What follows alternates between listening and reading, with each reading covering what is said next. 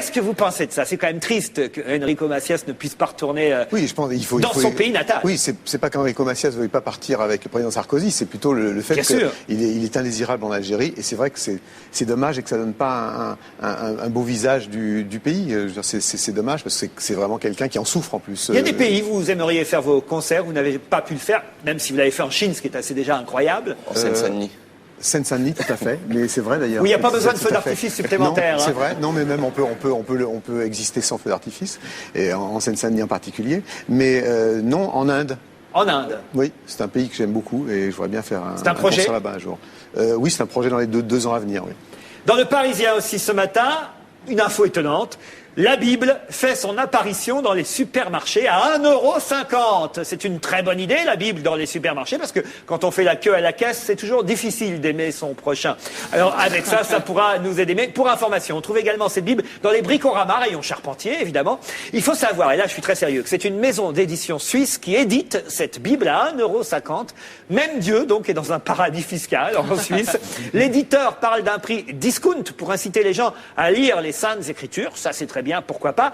Sauf qu'évidemment, avec la Bible, il n'y a pas de droit d'auteur à reverser. C'est normal qu'on puisse la vendre un peu moins cher. Mais attention, dans cette Bible, même les miracles sont discount. C'est pas comme la vraie Bible au prix coûtant. Non, non. Jésus ne rend pas la vue à un aveugle dans la Bible à 1,50 €. Il rend des lunettes à un myope. Vous voyez, c'est normal. Tout est adapté. Une Bible à 1,50 €, c'est en fait bien pour compenser, on en parlait tout à l'heure, la baisse du pouvoir d'achat des Français. Il faut dire qu'entre-temps, André 23 est passé à 23,90 et Benoît 16 à 17,50. Je voudrais qu'on termine ce point sur l'actualité tout à l'heure. J'imagine que David Pujadas, aux 20h, reviendra sur la disparition de Fred Chichin, mais vous avez certainement appris qu'aujourd'hui, un des deux membres du duo célèbre Rita Mitsuko est décédé d'un cancer fulgurant, il faut dire, puisqu'il devait même, je crois, être ce soir à l'Olympia, les Rita Mitsuko, Catherine Rager et Fred Chichin. Faut savoir en plus que la chanson Marcia Baila qu'ils avaient interprétée à leur tout départ et qui a fait leur succès est une chanson sur laquelle on a énormément dansé tous, sans savoir parfois qu'elle rendait hommage à une danseuse, elle-même atteinte d'un cancer. Et Fred Chichin lui-même a été atteint par cette maladie aujourd'hui. On leur rend hommage avec un extrait de Marcia Baila.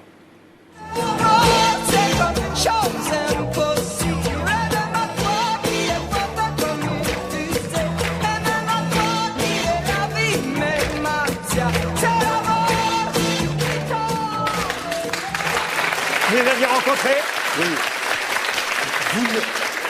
Vous n'en auriez pas parlé que je serais intervenu à ce sujet.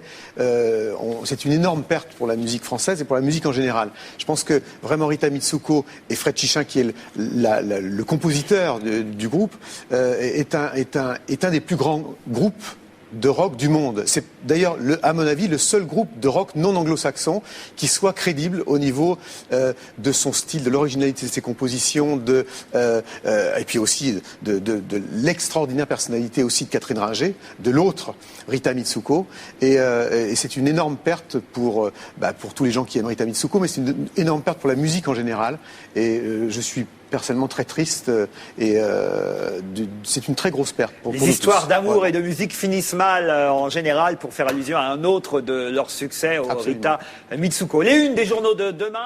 Rita Mitsuko. Les unes des journaux de demain, maintenant, c'est qu'on a, avant tout le monde ici, on a le droit aux unes des magazines ou quotidiens qui paraissent demain. C'est l'exclusivité, ça arrive sur Internet. Avec le Parisien. On a déjà le Parisien de demain. Ouais, déjà, c'est ça qui est fort. Demain, non, pas encore. Pas encore, demain, ça on les aura. Mais pour commencer, la une des journaux de demain, nouveau rebondissement dans le procès Colonna, dont le Parisien s'achève l'innocente. Yvan a passé la nuit avec moi.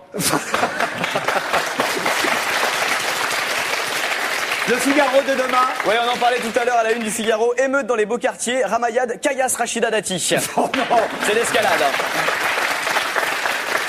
La Provence a déjà le score et le résultat du match de ce soir, l'Olympique de Marseille contre les Turcs. Exactement, en Ligue des Champions. La Provence titre, 6 essais à tirer, 3 pigeons tués.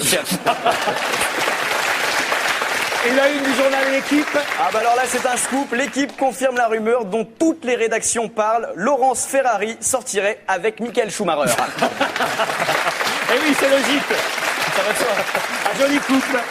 Jean-Michel Jarre en concert au théâtre Marigny du 12 le 12 et le 26 ou du 12 au 26 pour 10 concerts à partir du 12 décembre. Alors, à partir du 12 décembre, c'est pas un peu étriqué pour vous un théâtre maintenant? Non, je dirais que c'est plutôt décalé qu'étriqué.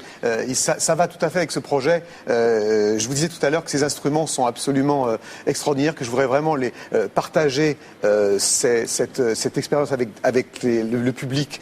Le public français que je n'ai pas d'ailleurs vu depuis un moment, dans une situation de proximité. Et c'est vrai que ces instruments sont des instruments d'abord qui craignent les intempéries, donc il faut les couvrir.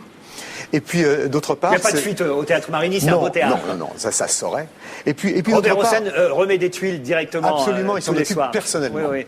Non, mais en plus au-delà de ça, c'est vrai que c'est une musique qui est tout à fait particulière, Oxygène, et que j'avais envie de jouer un petit peu dans un petit peu comme une sorte de concert classique ou classique futuriste, enfin néoclassique en tout cas. Et donc je suis heureux d'attendre et de rencontrer le public dans un climat beaucoup plus intimiste que d'habitude. Pour le 30e anniversaire d'Oxygène, CD, DVD et concert live au théâtre Marigny entre le 12 et le 26 décembre. Monsieur Lagache, vous voulez dire quelque chose? Oui, je voulais profiter de la venue de Jean-Michel Jarre pour lui poser une question, lui qui parcourt le monde, et lui demander à savoir comment il perçoit un petit peu les événements aujourd'hui en France de banlieue.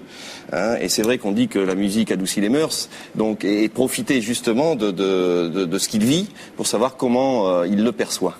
Je pense qu'il y a une ambiguïté au niveau de l'image de la police en France par rapport à beaucoup d'autres pays. Par exemple, dans les pays anglo-saxons en particulier, la police n'est ni meilleure ni pire qu'en France. Et la police est en général extrêmement respectée par toutes les couches de la société. Ça fait partie des gens dans la société, comme les instituteurs, comme les avocats, comme les médecins, comme les pharmaciens. En France, on a toujours, c'est depuis 68 surtout, qu'on a tendance à considérer les policiers comme des bad boys. Et c'est un peu agaçant que ce soit systématiquement dans un sens et pas dans l'autre. Parce que il y a comme partout chez les policiers des salauds, mais il y a aussi beaucoup de types bien. Je crois que tout le monde sera d'accord avec ça. Et je trouve que en permanence remettre le couvert sur la police a fait telle chose, la police est toujours suspectée de finalement il y a en quelque sorte une présomption de culpabilité. Oui, il y a un délit il y a presque un délit de sale gueule, si je puis dire. Ouais, alors ça, c'est peut-être pas le mot employé parce que c'est évidemment dans l'autre sens. Justement, c'est pour ça que je le dis. C'est bien pour ça que je le dis. Aussi le délit de sale gueule. C'est bien pour ça que je le dis. Et d'ailleurs, la police française est de plus en plus multicolore et multi-origine, monsieur Lagache. Tout à fait, il y a de plus en plus de personnes d'origine étrangères qui rentrent, bien sûr, dès lors qu'ils sont françaises, qui rentrent dans la police. Et ça se passe bien, l'intégration se passe bien. On en reparlera avec Bravo et Miller dans un instant. Oui, juste si vous voulez redorer l'image de la police, c'est facile. On a un message de Fifi qui dit « Monsieur le policier, j'ai pris un PV hier, boulevard Clichy, je peux vous le donner ?» Ça, évidemment. Il doit y avoir beaucoup de demandes. J'en ai d'ailleurs une personnelle. Puisque vous aimez la police, Jean-Michel Jarre, vous verrez, vous allez être interviewé peut-être par le meilleur commissaire du showbiz. Il s'appelle commissaire Vermus. Voilà. Et alors, quand il pose une question, croyez-moi, il faut répondre. Voici Paul Vermus.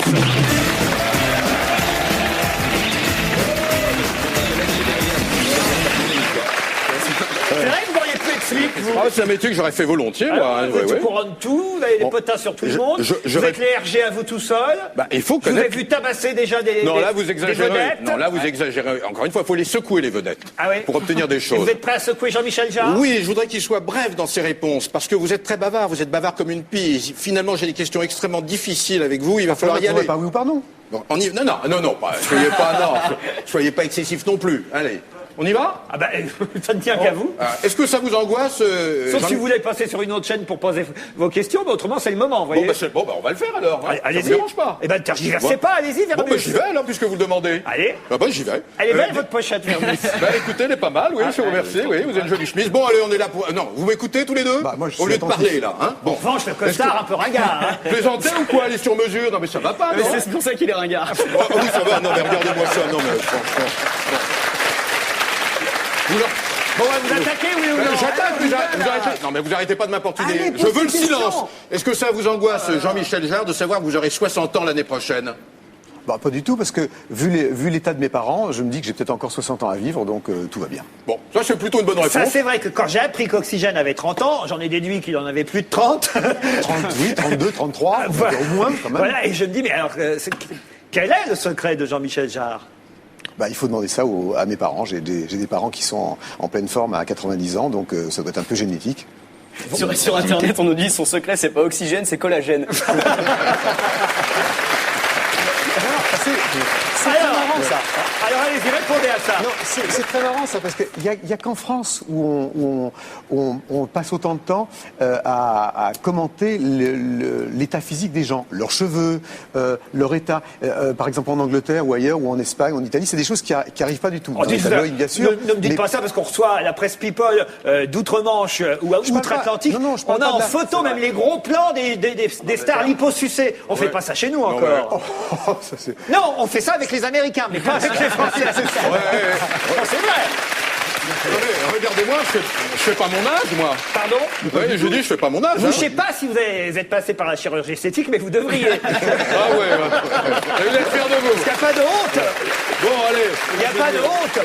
Je suis là pour travailler, pour Faut poser des questions. bénéficier des progrès de la technique, Vermus. Écoutez, figurez-vous qu'on me l'a proposé. On m'a proposé, je dis non. Ah oui? Oui, voilà, c'est tout. Oui. Bon, on n'est pas là pour parler de moi, ça n'intéresse personne. Est-ce que vous n'avez pas mauvaise conscience, Jean-Michel Jarre, d'avoir donné jadis un méga concert place Tiananmen à Pékin, là même où des étudiants sont tombés? On a revu la photo tout à l'heure. Au contraire, j'ai accepté, c'était dans le cadre de l'année de la France, d'ouverture de l'année de la France en Chine, et j'ai accepté ce concert après avoir parlé à des tas d'amis artistes intellectuels chinois à Pékin, et donc je suis obligé d'être sérieux deux secondes parce que c'est un sujet sérieux. Il n'y a aucun problème.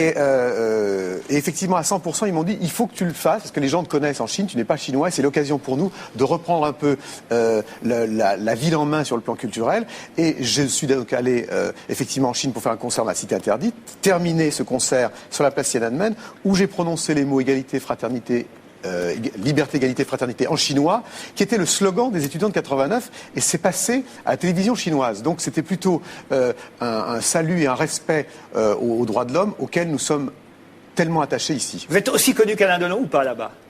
Je ne me prononcerai pas sur ce point. Vous ne voulez pas avoir un coup de fil d'Alain Delon après l'émission? Pas du tout, je ne me prononcerai pas. Alain Delon est très très connu, le plus connu partout. Donc je ne me prononcerai pas. Est-ce que ça vous ennuie pas de savoir que votre père, Maurice Jarre, passera à la postérité et a plus de chances de passer à la postérité que vous, avec des œuvres comme Laurence d'Arabie, comme Docteur Zhivago? Alors, deux choses. La première, c'est que tant que ça reste dans la famille, tout va bien.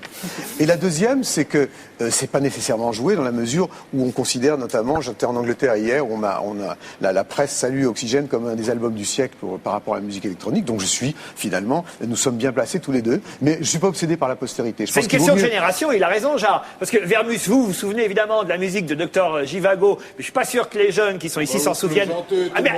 Mais non, je plaisante pas. La chanson de Lara, tout le monde connaît. Oxygène que la musique de Docteur Zhivago. Vous la connaissez, vous, la musique? Oui, alors, non, je vais pas chanter. Non, je vais pas. Aidez-moi, Jean-Michel, la chanson de Lara. Ça suffit, Laurent. Je suis là pour questionner Jarre. Mais non. Faut assumer ce qu'on... Non, oui, je peux. On a encore connu comment. Jean-Michel, ça suffit. Quand vous déclarez... Vous sauriez la fredonner, la musique du Docteur Zhivago, Jean-Michel? Oui, mais je ne fais pas ça je ne fais ça qu'en famille. Ah, évidemment. Quand vous déclarez 30 ans dans la même maison de disques, marié pendant 20 ans, j'ai toujours été fidèle. Là, j'en doute. Mais pourquoi vous avez fait mieux? Écoutez, non, j'ai fait autant que vous, pareil. Bah alors, enfin, pas la même maison. Donc deux fidèles. Oui. Enfin, il y a la troisième fidélité. Ça veut dire quoi? C'est quoi? Ça, je sais pas. Alors là, je suis perdu. La troisième la fidélité. question vous gêne, j'ai l'impression. Ah, pas du tout. Pas du tout. Il ne comprend pas. On va passer à la prochaine. De toute façon, Jean-Michel Jarre, ça s'écoute sur des chaînes haute fidélité. Voilà.